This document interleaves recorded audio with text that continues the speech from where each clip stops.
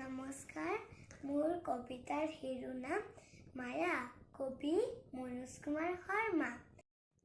মইনা আৰু মাইনা দুয়ো ককাই ভাই, এটা বগা আনটো কলা, ঠাত এটাকৈ নাই।